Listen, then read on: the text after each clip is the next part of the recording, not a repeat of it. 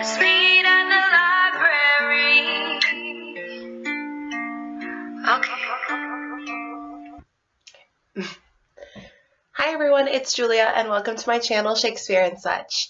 Today I am here to film my January wrap-up because it's 2018 and boy am I going to read books in 2018 because I finished, how many, like 8 books in January, 3 of which were audiobooks, the rest were physical, 1 ebook, which is pretty good for me. Like, that's already an above average month for me, so I have a good feeling about this year. I'm really proud of how much I read this month. I am on a mission to finish all the physical books that I've owned, or currently own. I'm really proud of how January went for me in terms of reading. I am really trying to finish all of the books that I currently own and have not read. So even the audiobooks that I listened to and will be in future months are books that I own physically, so I can't hold them up for you, but I might have listened to them instead of read them. I'm going to be going through these from my least favorite to my favorite. Let's do it. First up, I have The Nest by Cynthia Dupree Sweeney. This was actually also the first book that I finished in 2018, and I mean, the cover is insanely gorgeous. I ended up giving this one 2.8 out of 5 stars. It really lost points for me in the writing and in the plot sections of my review because I can understand a character-driven novel, but the premise of the story is 4 siblings who are all adults who are supposed to have this like nest egg trust fund to be split between them once the youngest child turns 40. But then one of their brothers goes and messes up big time because he's like a drug addict and just an asshole. I don't think I swear on my channel, but that's the only word I can use to describe him. And he messes up, so that messes up with their trust fund, and he's supposed to be finding a way to get all his siblings their money. That didn't happen. None of that mattered in this story. It was all about their children and their marriages and like their relationships with each other and their career. And I'm like, great, but what about you? What about what you told me the story was about? You know what I mean? So it was just like, it was misrepresented to me and that took away from my enjoyment. Also, it's just, I don't know, there were some weird things in the writing that I didn't really like a lot of male gaze on women's bodies, which is awkward considering it's a female author. And also, like, there was this weird long rant that one of the sisters had about like this rival author in her field and she was like, I don't know, it was like really weird. She was just talking about like how Polish her features were and like she was raised on sauerkraut and all this stuff, and I was like, I feel awkward about this. Like, I feel like that's as close to racist as you can be against a white person. Like, it was just so awkward and degrading, and I hated reading it. So those things really hindered my enjoyment on this. And even though it is so beautiful, I gotta get rid of this thing. Don't know if I mentioned, but I listened to The Nest as an audiobook, and I also listened to The Lion Game by Sarah Shepard as an audiobook. This is the first book in a 6-book series, much shorter than Pretty Little Liars, thank God, that has also been turned into a TV show, which I liked a lot more than Pretty Little Liars, but also got canceled way sooner than Pretty Little Liars. This is about twin sisters, Emma and Sutton, who were separated at birth, but Sutton is murdered. That is not a spoiler. That is the first thing they tell you on the back cover and in the first chapter.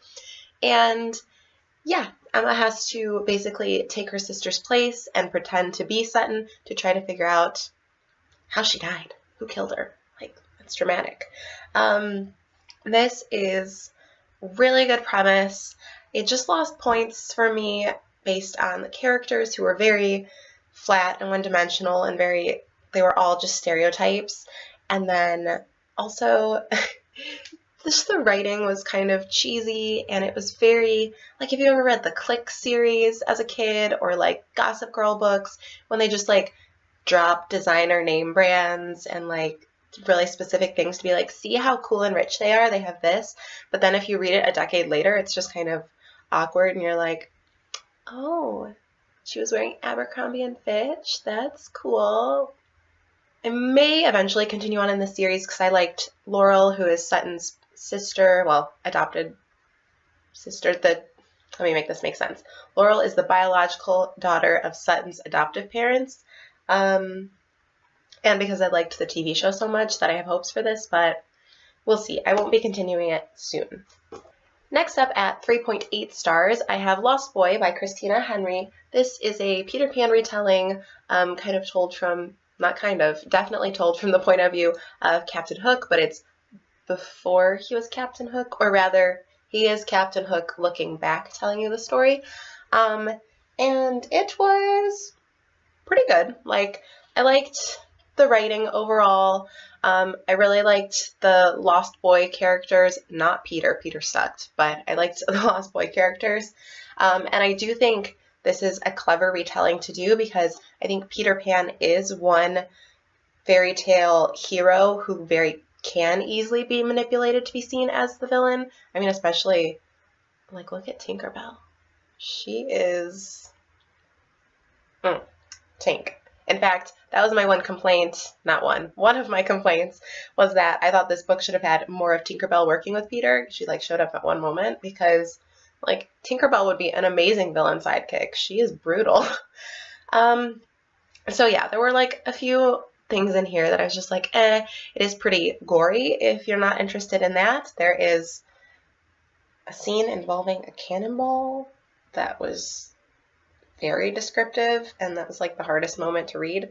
But also, I mean, you can imagine there's pirates and lost boys fighting and a crocodile, so like, use your imagination what could be in this book, or don't. But not bad overall. I don't regret reading it, but I don't think I'll be holding on to it. I think I will give it away to someone who will enjoy it a little bit more than I did. Next up, I have The Gauntlet by Megan Shepherd. This I also gave 3.8 out of 5 stars. This is the third book and the conclusion in the Cage trilogy by Megan Shepherd, and I have to say, I read the two books a while ago. I had meant to pick this one up in 2017, which is when it came out, but I just didn't, and for some reason I put it off, so I finally wanted to get around to it. And I have to say, the first book in the series is still 100% my favorite. I think if I reread it, I would still maybe give it 5 out of 5 stars because I love it so much, or very close, like 4.5 or something. The characters are so near and dear to my heart, and I think that's why this book managed to get so close to 5 stars, is because I still love the characters, except for Cora, the main character, who is a soggy bowl of cornflakes. She's so boring. She writes these songs that are so dumb. They never rhyme, and they're always like her song lyrics are like, home, home, home is where family is. Home is where I wish I was. And I'm like, Cora, that's not a song. That's just like a bad poem. She's interesting. And I also don't care about her spoilers. I'll do this until the spoilers are done. Her, like, alien boyfriend, because, ew. Okay. Oh, I should probably say what the series is about. So this series is about a group of teenagers who have been abducted by aliens, essentially. And in the first book, they're trying to figure out why they've been abducted and if Earth even still exists. And then this third book involves a lot of trials and tribulations. This one, actually, plot-wise, was kind of cool because in terms of what Cora has to do, there's like some Hunger Games vibes kind of thing, or like Triwizard Tournament kind of vibes, I would even say, which is really fun. But again, Cora was just so boring, and I really only cared about the other side characters, Rolf and Nock, who is my favorite. She's amazing. I would read an entire book based on her. So Megan Shepherd, if you ever somehow see this video, please write a book or a novella just about Nock, because she's the strongest character in this series by far. And I love Leon, and Molly is great too, and yeah. There's also a character death in this third book that I'm really, really displeased with, and even more so than the death in the second book. that I was already salty about, so I'm still going to be holding on to this series because, like I said, the group of characters are very near and dear to my heart, but this was not the exact finale I was hoping for. Okay, next up we have another one of my audiobook reads. This one took up the majority of the month, and it was My Lady Jane by Cynthia Hand, Brody Ashton, and Jody Meadows. This I gave 4.4 out of 5 stars to. This was so much fun. My Lady Jane is a historical fiction based on Jane Grey, who was Queen of England for about 9 days and then was beheaded. So instead of the dark, sad truth of her story, this world that they have built is full of whimsical magic where people can shapeshift into animals, and there is like very early feminism happening, and it's just, there's a whole bunch of cuteness going on. The romances are super cute, the plot is super fun and exciting, and it was just super charming. And even though I typically prefer like straight historical fiction with no magic, this was like the perfect amount for me to handle. So cute. I think it just lost points slightly on like pacing and writing because, I mean, it's a big honkin' book. This thing's like almost 500 pages, and it's just like a fun historical fiction romp. So I'm like, I don't know why we're going to French court for no reason other than to be like, look, Mary Queen of Scots was here too. Like, she wasn't really relevant and we didn't need that trip at all in the middle of this book. But it was so fun. The characters were so darn cute. I didn't like Edward a lot at first, but he super grew on me. I loved that we have Elizabeth, who was just like Bess, so she was kind of like inconspicuous. I mean, like, if you know Tudor history, you know that it's her, but it's still like cute because you don't really think of her as being the future queen until like things are getting closer to that point in history. So that was really awesome. And Jane herself was just a darling. And the man that she is betrothed to, Gifford, is just so awkward and cute and fun. And he turns into a horse. Every day he turns into a horse. So that's a thing.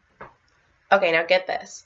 I gave 3 books a full 5 out of 5 stars this month. How wild is that? I'm blown away too. So the first one I'll talk about is the only one I don't have something physical to hold up for you, and that is the first volume of Miss Marvel that I read on my Hoopla app because graphic novels are so expensive. I might eventually buy it though. It was so good. So this is about a girl named Kamala Khan who is living in New Jersey, and she kind of wishes she was Captain Marvel because superheroes are the coolest. And then she kind of discovers there's strange things happening, and she's got powers all of a sudden. She's like, what? This is crazy. And I love her friend Bruno, and I can't wait to keep reading because I know romance will blossom. I can't wait. But it was so fun, super cute. It was very like light for a superhero comic, not a lot of blood or craziness because I think it is intended for a young adult audience. So yeah, super fun, really liked it. 5 out of 5 stars. The next book that I gave 5 out of 5 stars to was Much Ado About Nothing by William Shakespeare.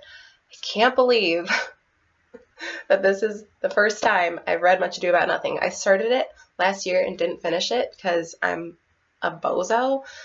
It was so good. I really loved it. This is definitely one of his stronger comedies. There is so much to like laugh at in terms of wordplay and goofiness, and also like Beatrice and Benedict are just great together, and it's good. This is now officially my next favorite comedy after Midsummer Night's Dream.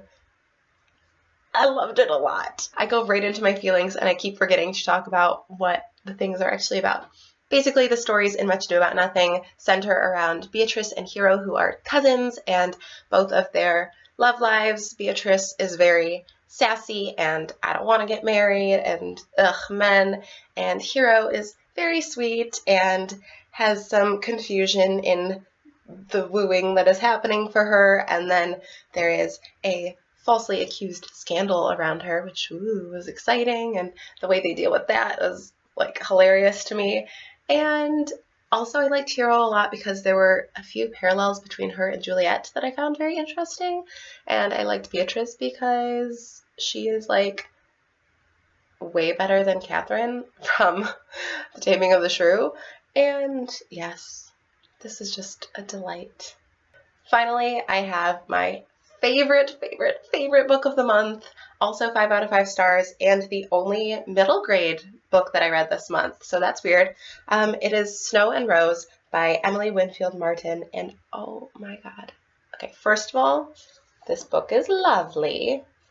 It's full of these gorgeous illustrations by the author. Let's see if I can find, yeah, even just like on regular pages, there's, oh, look at that. This is about, well, it's a retelling of Snow White and Rose Red, but it is just so charming, and the writing is so beautiful. And the Snow and Rose are sisters who live in the forest with their mother, and they come across all these magical, wonderful, mysterious things. Sometimes there is danger, sometimes there are new friends, and it's always just so fun to read about. Some of the chapters seemed a little episodic in that we would have something very notably odd happen and then we wouldn't hear about it again. But I think in the end, the way everything kind of wrapped up and tied together was very clever and worked out so nicely. One of my favorite quotes that I'm going to read out of my Goodreads review because it was so good. I do think I have a full review for all of these books so far, actually, because I'm knocking it out of the park for Goodreads reviews this year. So my Goodreads link is down in the description if you want to hear more of my specific thoughts on different parts of these books. One of my favorite quotes from this one was when the girls were heading out into fresh winter snow, and she wrote, "It felt as if they were the only things alive in the quiet and the white." Like, I mean, I live in Michigan, so I know what it looks like when you get a bunch of fresh white snow, and that is just so perfect. Like, you feel so alone and the quiet and the white. Like, oh, I love that.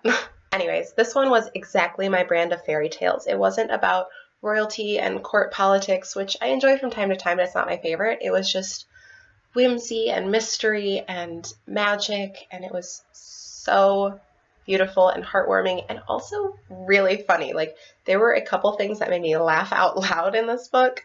I cannot recommend this one enough. Alright, yep, those were the 8 books that I finished in January, which is an excellent start to the year. According to my Excel spreadsheet that you can't see because my computer's off, I am on track to read like 100 books this year if I keep it up at this rate, which is wild.